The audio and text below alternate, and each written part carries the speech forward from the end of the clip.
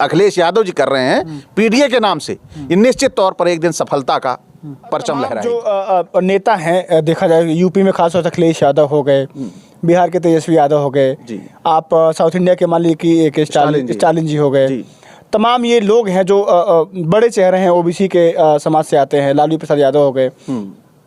ये लोग लगातार जातीय जनगणना हो या ओबीसी के मुद्दे हो या कॉलेज यूनिवर्सिटियों में प्रोफेसरों की भर्ती के दौरान आने वाली वैकेंसियां हो, इंटरव्यू के दौरान छटनी की जाती है, जिस तरह से आपका एनएफएस लगा दिया जाता है, कोई वैकेंसी आती है तो ओबीसी का कोटा के सामने। ईडब्ल्यूएस का कोटा देखिए कितना नीचे जा रहा है, ईडब्ल्यूएस का जो कट ऑफ जा रही है ओबीसी की उससे कहीं ज़्यादा जा रही है, लगभग जनरल के बराबर जा रही है।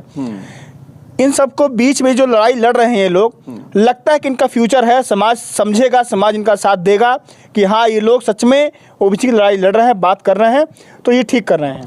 देखिए ये जो लड़ाई है इसको ये लोग लड़ रहे हैं, बस थोड़ी सी और ज़रूरत है कि ये शिद्दत के साथ और लड़ें, यानी इस लड़ाई को थोड़ा और तेज कर दें। और धीरे धीरे हमारे लोग समझ रहे हैं। हमारे लोग पहले जो जातियों के बारे में है ज़्यादा नहीं समझते थे, अपनी जातियों से बाहर नहीं जाना चाहते थे, लेकिन आज जातियों में आपसी सद्भाव बढ़ रहा है। क्यों? क्योंकि सभी चाहते हैं कि आप तरक्की करोगे तभी मैं करूंगा, अकेला एक व्यक्ति तरक्की करके आगे नहीं जा सकता। तो हमारे जो लीडर्स हैं ओबीसी के, एससी के, जो काम कर रहे हैं ये बहुत अच्छा काम कर रहे हैं, और आने वाले दिनों में हमारा समाज इनके साथ खड़ा होगा, और आने वाले जितने ये आतताई आज हम पर राज कर रहे हैं ये आधे से ज़्यादा तो जेल में होंगे, मैं इसका दावा करता हूँ। अच्छा, एक समय था, आखिरी सवाल होगा, एक समय था कि जब कहते थे कि जब मिले मुलायम काशीराम हवा में उड़ गए जैसे राम जैसे नारे लगते थे, तो मुलायम और काशीराम की राजनीति जोड़ी अगर वो रही होती, अगर वो एक बहुजनों की जोड़ी यूपी में खास तौर देखी जाती, तो कहते कि अगर वो जोड़ी बनी रहती तो दिल्ली तक राज होता और बहुजन बहुत समाज आगे गया होता। अगर ऐसा होता तो निश्चित तौर पर आपका नेशनल टीवी होता। जो आप काम कर रहे हैं, आपका खुद का चैनल ही नेशनल टीवी जैसा होता, अगर वो जोड़ी सफल हुई होती तो, और एक रही होती तो। और मैं फिर इसका दावा करता हूं कि आज भी अगर ये जोड़ी एक हो जाए, है ना, तो निश्चित तौर पर एक बार असफल हो सकते हैं, लेकिन बार बार असफल नहीं हो सकते।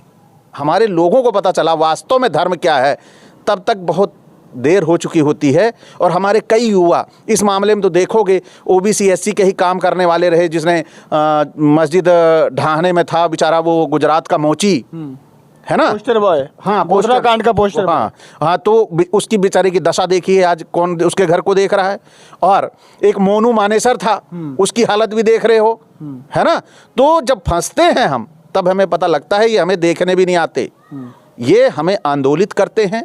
हमारे युवाओं, जैसे कहते नहीं कंधा हमारा बंदूक उनकी, वो हमेशा यही किए हैं और करते आए हैं और करते चलेंगे। और जब तक हमारा युवा समझेगा नहीं तब तक बागेश्वर जैसे ठुल्लों के पीछे लगा रहेगा। ठुल्ला कह रहे हैं? बिल्कुल ठुल्ला कह रहा हूं मैं, क्योंकि हमारे धर्म ग्रंथों में कहा गया है कथावाचक माने रोजी रोटी चलाने वाला आदमी, वो हमारा मठाधीश। बड़े बड़े लोग जाकर के आईएएस पीसीएस अधिकारी, तमाम पढ़े लिखे लोग जाकर के चरण पूजते हैं, पाँव में गिर जाते हैं, लोटपोट हो जाते हैं, आप कह रहे हैं ठुल्ला है वो? देखिए धर्म की बात है, धर्म में लोग अंधे हो जाते हैं। आस्था जब आती है उन्हें लगता है कि वहाँ सब कुछ है, लेकिन वो बेचारा अस्पताल में पड़ा हुआ है, अपने लिए पर्चा नहीं निकाल पाया, खुद अस्पताल में पड़ा हुआ है, तो हम उसी व्यक्ति के जाके पैरों में गिर जाएं? क्या आईएएस आईपीएस को आप समझते हैं कि वो बहुत बड़े बुद्धिमान होते हैं? आप है कोई ऐसा मानक कि वो सबसे बड़े बुद्धिमान है? वो नौकरी के लिए पढ़े थे, क्वालिफाई किए थे, सामाजिकता को नहीं पढ़े थे। वो अगर सामाजिकता को पढ़े होते और नैतिकता को पढ़े होते तो निश्चित तौर पर वो भी उसको परखते, क्या वास्तव में वो बाबा इस काबिल है। हमारे जितने बड़े बड़े मठाधीश पड़े हुए हैं वह उसके साथ नहीं हैं। वो कह रहे हैं कि वो अपना कथावाचन कर रहा है, पैसा कमा रहा है ना। अब उस बड़े मठाधीशों को छोड़ हमारे जो आईएएस आईपीएस हैं वो लगे हुए हैं कि नहीं वो बाबा है, अब हनुमान जी का अवतार है, तो बेवकूफ़ी हो जाएगी ना। अच्छा, क्योंकि आज हम 85% हैं, ये सभी को पता है, और हम सभी इसकी बात भी करते हैं। बहुत सारे लोग हमारे बहुजन की बात करते हैं, तो बहुजन, मूल निवासी, 85 है, बात तो एक ही। 1 रुपए के सिक्के को चाहे इधर पलट लो चाहे इधर पलट लो, रहेगा वो एक ही। उसी तरह ये 85 एक है और एक होने के लिए आतुर है, एक होने के लिए आतुर है, लेकिन एक करने वाला नेतृत्व तो अभी सामने नहीं आ रहा है। लेकिन अब जो थोड़ी बहुत ही पहल हमारे नेताजी कर रहे हैं, यानी अखिलेश यादव जी कर रहे हैं पीडीए के नाम से, ये निश्चित तौर पर एक दिन सफलता का परचम लहराएगी।